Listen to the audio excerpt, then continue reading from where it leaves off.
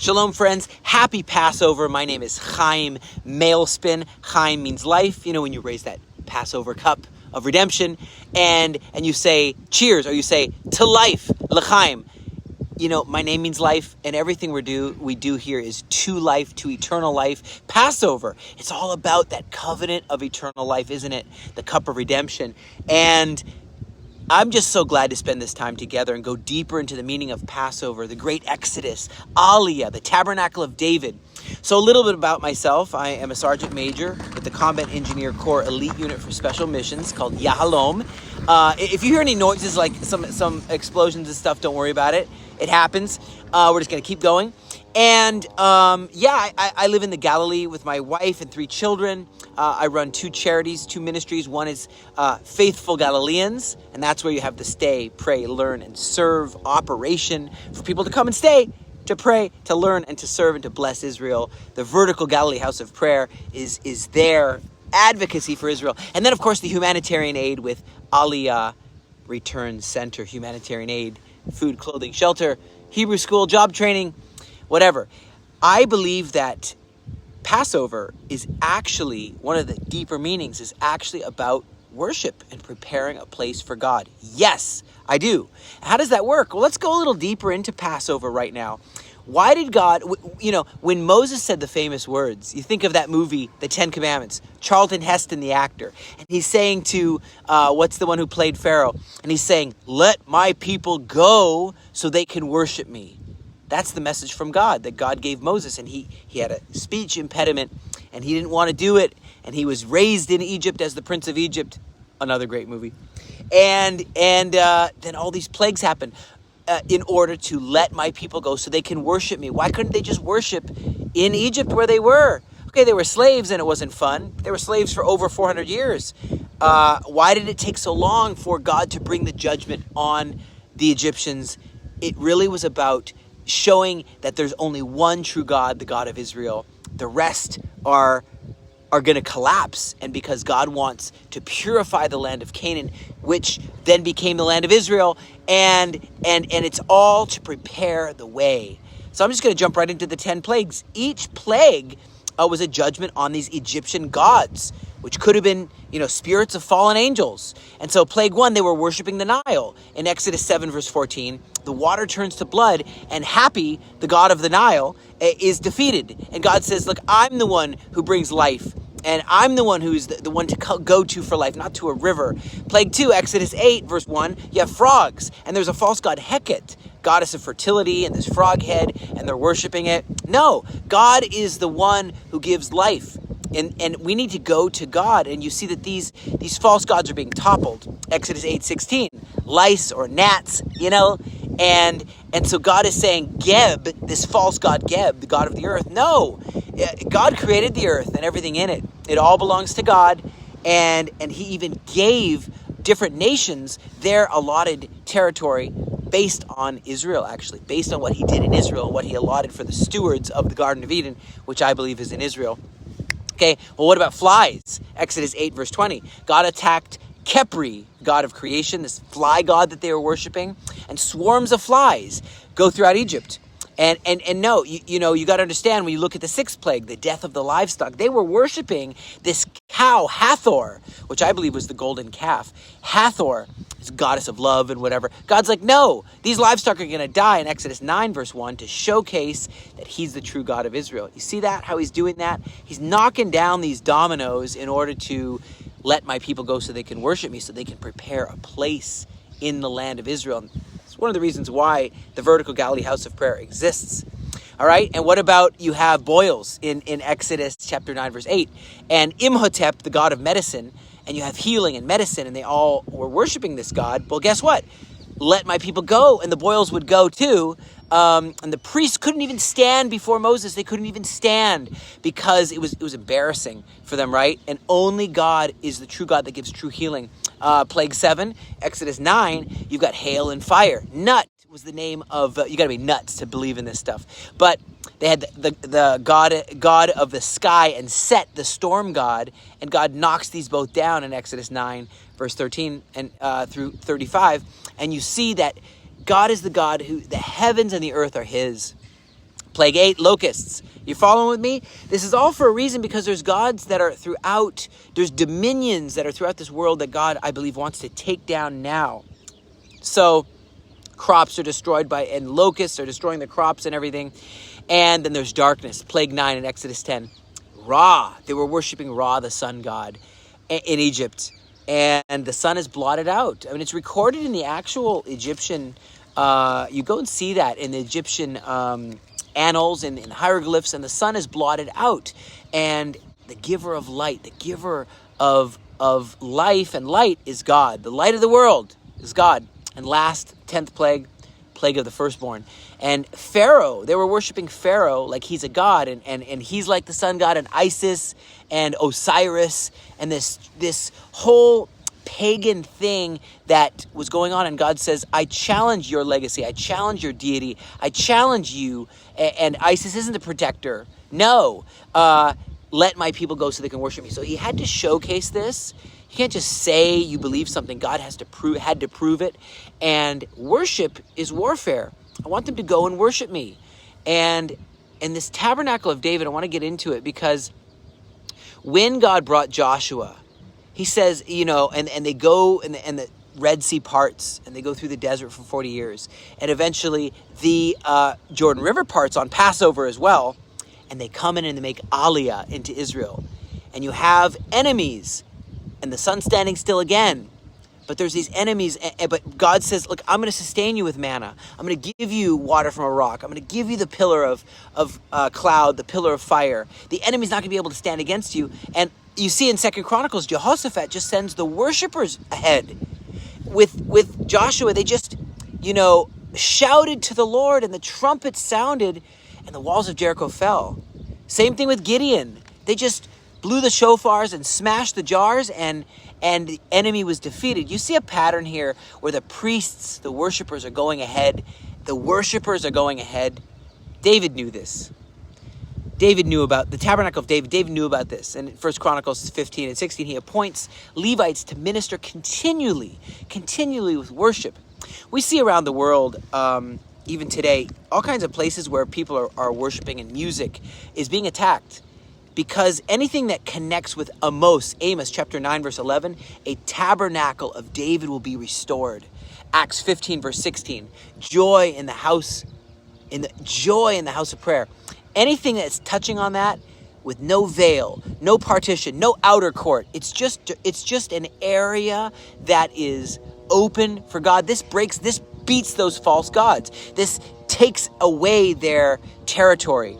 That's why we established the Vertical Galilee House of Prayer as a place in the pattern of the Tabernacle of David. Continuous is what we want to do. Altarofprayer.com is continuous. But I'm trying to tell you a little bit of a mystery here, where the glory is coming back to the promised land, and it's not all at once. As the Aliyah returns, from Egypt, in Exodus 12, verse 35, you have them giving gold and silver. Later, and that eventually becomes the tabernacle, and it eventually becomes, they try to make a golden calf, and then that doesn't work out. Moses grinds it up when he brings the tablets, the tablets down of the 10 Commandments, and he eventually grinds it up, and they drink it, and the plague is averted. But I'm saying that even now we know that in the past, Cyrus gave gold and silver.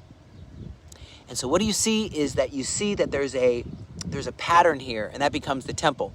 There's a pattern here that essentially Solomon understood this too, but the enemy doesn't like it. And I believe there's going to continually come gold and silver towards Aliyah, towards the house of prayer.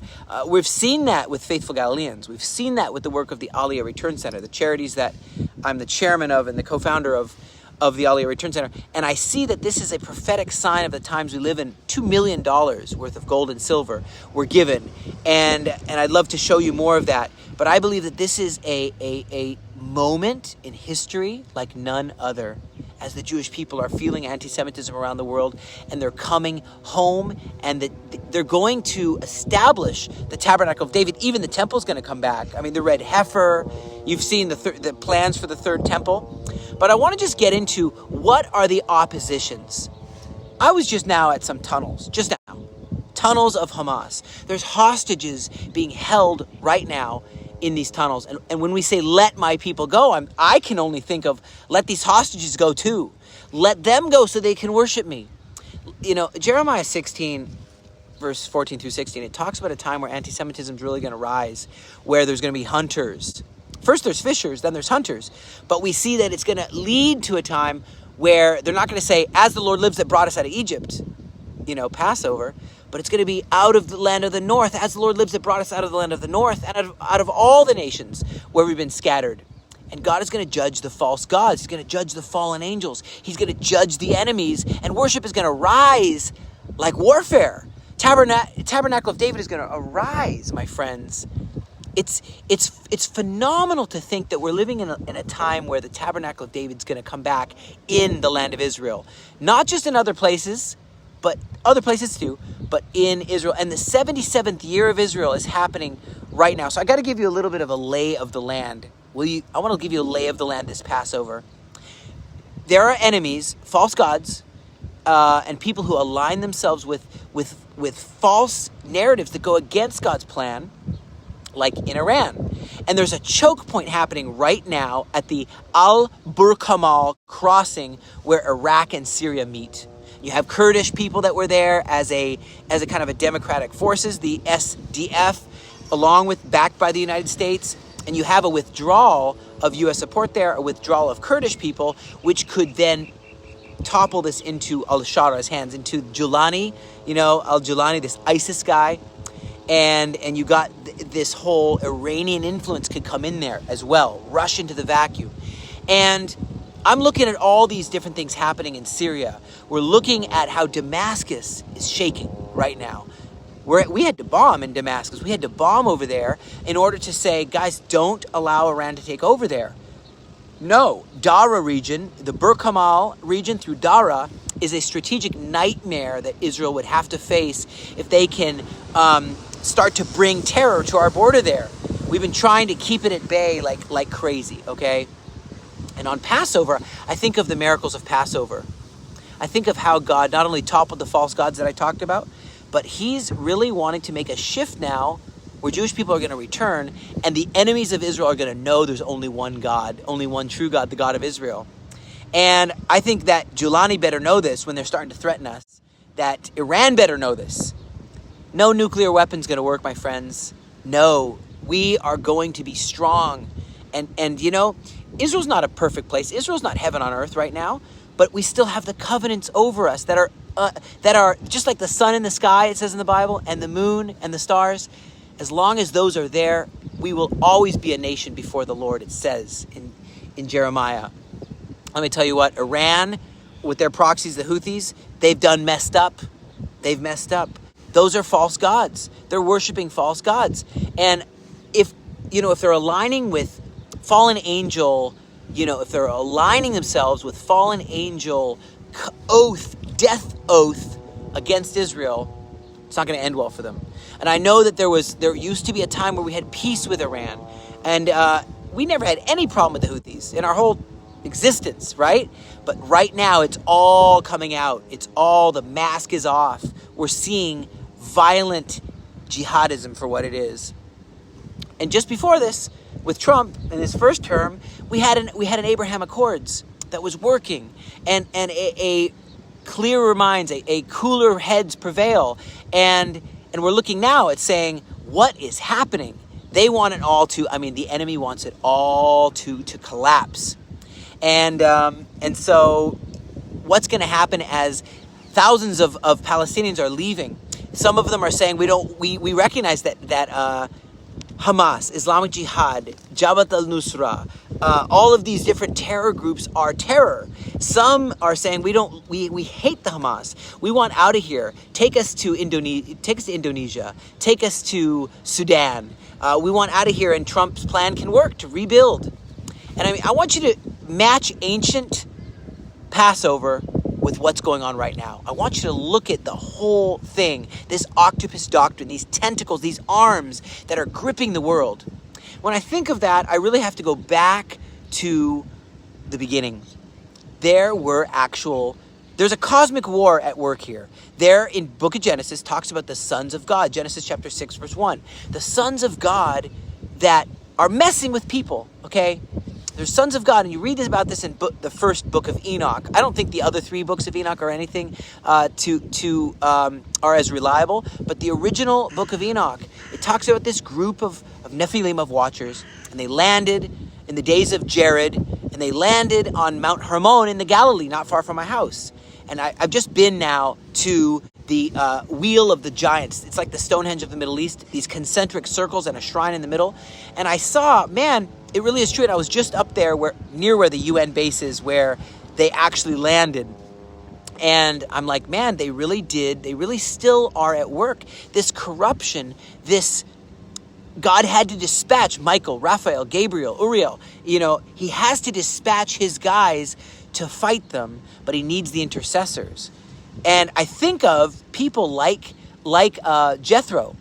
On Passover, Moses had Jethro, not a Jewish guy, but he understood, he wanted to be part of the good guys. He wanted to be part of, and Joshua, when he crossed in on Passover to the promised land, I said that the Jordan River parted also on Passover. Just like how on Passover the Red Sea parted.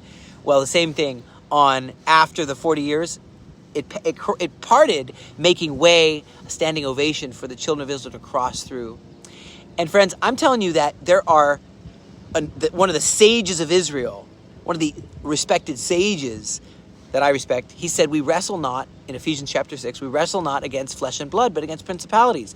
I'm trying to tell you that there is a cosmic conflict which is coming to a climax. And in Islamic hadith, not the Quran, but in the hadith, you see how there's these jinn, these fallen angels, if you will. And it says that Muhammad went and met with these jinn in the smokeless fire, and they possess the ability to do good or evil, supposedly. In Surah 72, it talks about how Muhammad went to meet this jinn, and he was surrounded. He said, if you hear me calling out for help, don't come to me. And he spent the night with these jinn. And I believe that at that time, he was connected and connected with a covenant, an oath, a death cult against Israel. That's why you always have giants being against Israel. The Philistines, the giants joined with the Philistines, and they wanted to go against Israel, and they wanted to kill David. They wanted to kill all of Israel. And this Passover, I want to tell you guys, we are not just in a cat and mouse game, my friends. We know what's going to happen. We know what happens to the jinn. We know what happens to these Islamic desert spirits. We know what happens to them. We know what happens to the fallen angels. We know what happens to the false gods of Egypt. We know that they're going to lose and we're going to win. That was the moment where the authority was taken from the wicked one and given to you, given to me. The Lord of Spirits gave us the authority. The Son of Man who is enthroned, 1 Enoch chapter 46.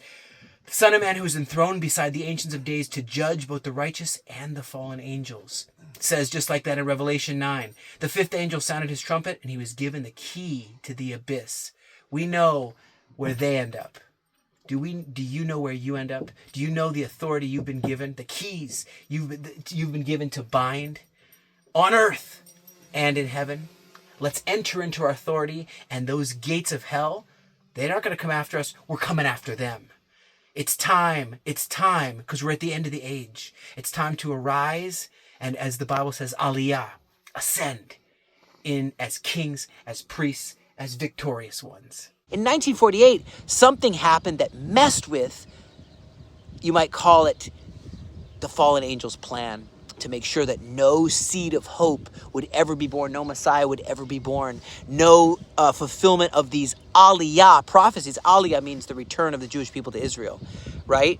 The fulfilling these 700 promises. And, we're approaching the 77th year.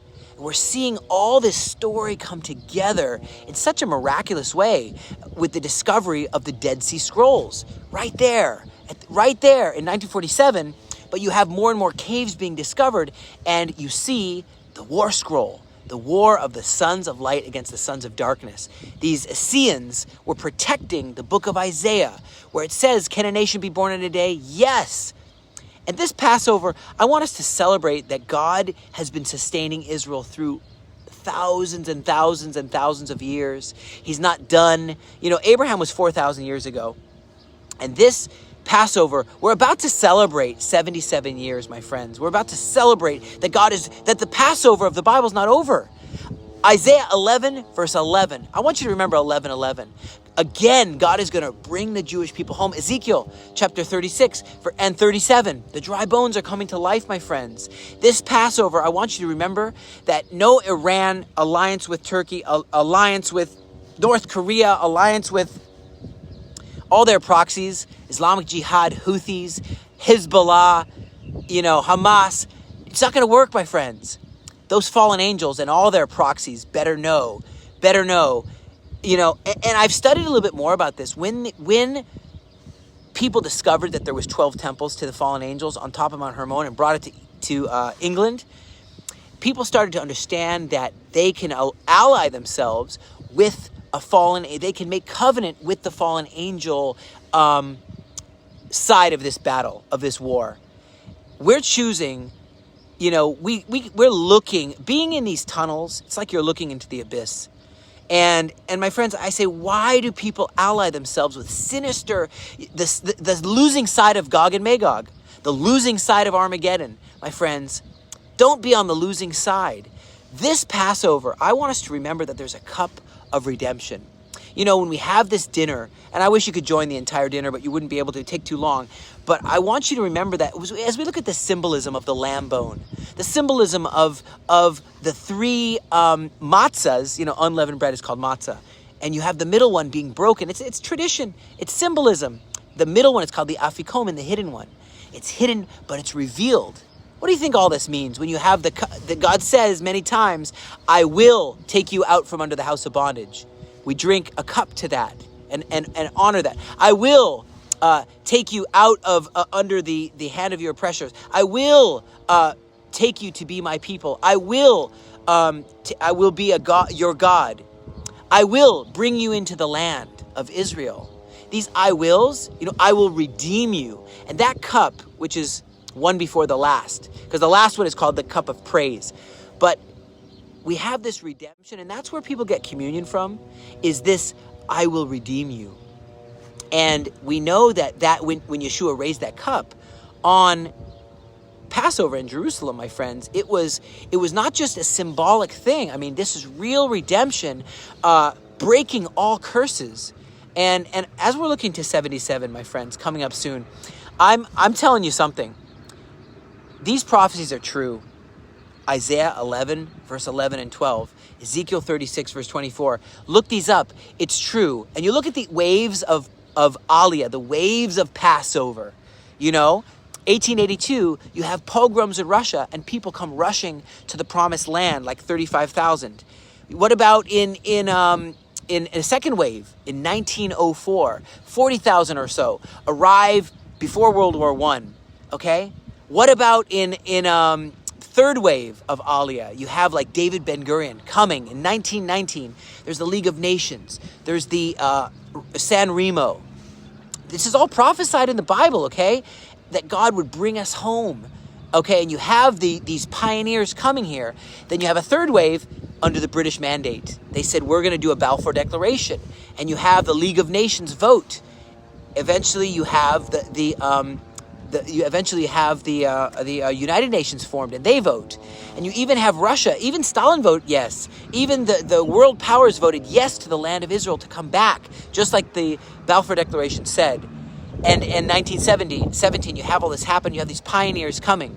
But these waves can still continue. You have a fourth wave, about 85,000 Jews coming from all over Europe. And it was so hard to live here.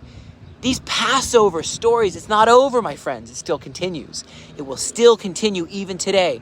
A fifth wave of around 60,000 Jews coming, fulfilling Zechariah, book of Zechariah, chapter 8. I will save my people from the east and the west.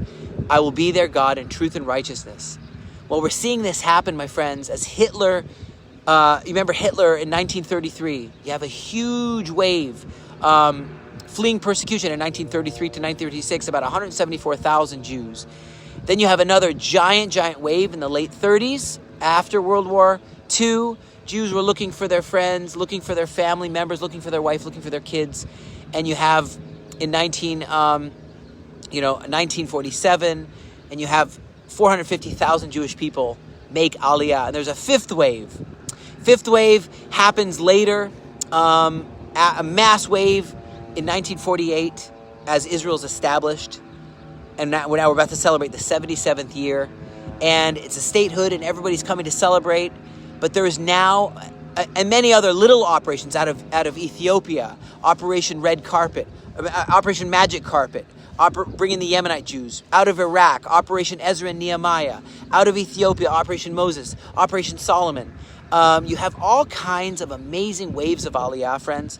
But I'm telling you, we survived the 6-Day War. We survived the war that happened in 1948. We survived the Yom Kippur War in 1973. And waves are still happening. There's going to come, an Aliyah Return Center is established to help these Jewish people. And they're coming from all over. I'm telling you, I see them every single day when I'm not here on the front lines. Waves and waves of Jewish people returning home to the Promised Land. The Aliyah Return Center, I believe, is established, and with your help, is going to welcome in the greatest waves of Aliyah of all time. And that's what happened on Passover. That's what's happening right now. Remember I said, they're going to say, as the Lord lives, that brought us from all the nations where we've been scattered. And we're expecting 1 million coming here out of anti-Semitism all over the world. Since October 7th, 2023, we're seeing anti-Semitism go off the charts everywhere. And the Galilee is a place we need to develop, my friends. We're going to develop this together. I got to read Jeremiah 31, verse 17. Your children will return to their own land.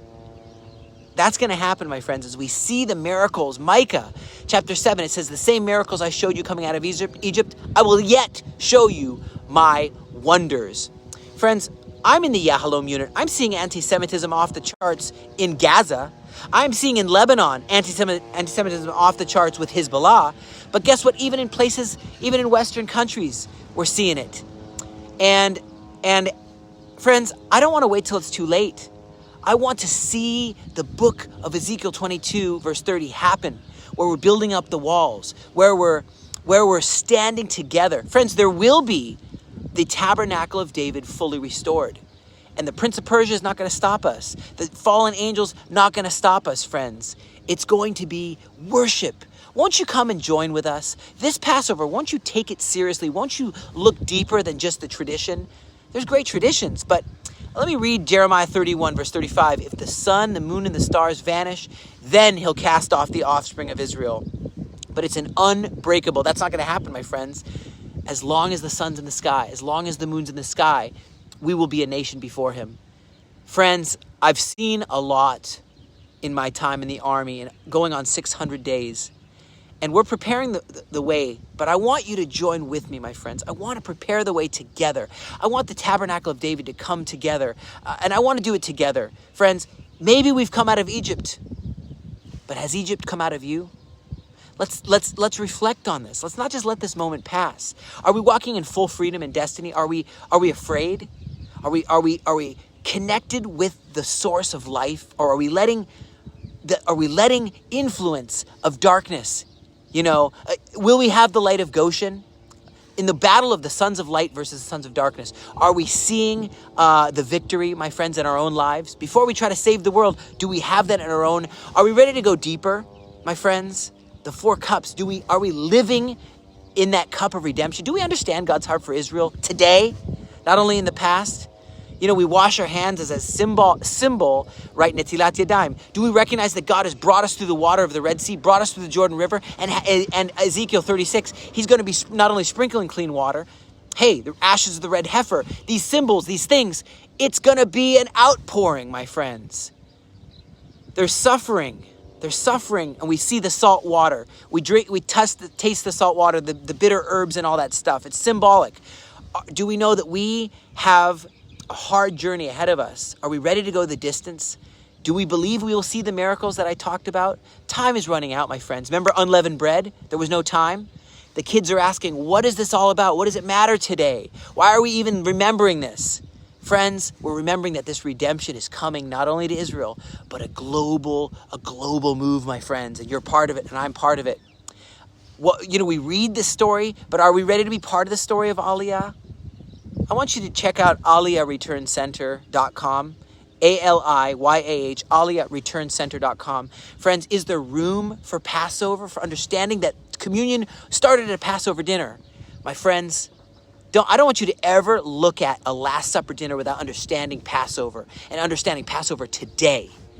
Friends, what do we do with our systems when it's time to enter in and understand Israel and be called out of bondage?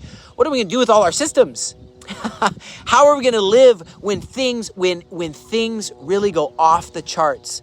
Are we going to remember the blood on the doorposts? Are we going to have that on the doorposts of our hearts? Are we wise or are we foolish? Do we have the oil? Friends, these are times of victory. These are times of valiant ones. These are times like never before. Yeshua raised the cup and brought you into the story. Are you willing to do your part in the story? Spirit of Elijah is going to be poured out. We always put a cup for Elijah as well. A fifth cup, we put a cup for Elijah. The spirit of Elijah must be poured out all over this world. Hearts of the fathers to the children. Will you raise your children understanding God's heart for Israel? And will you be part of the global fishers, the global net that will work for Aliyah? God bless you from the front lines. I'm Chaim Mailspin.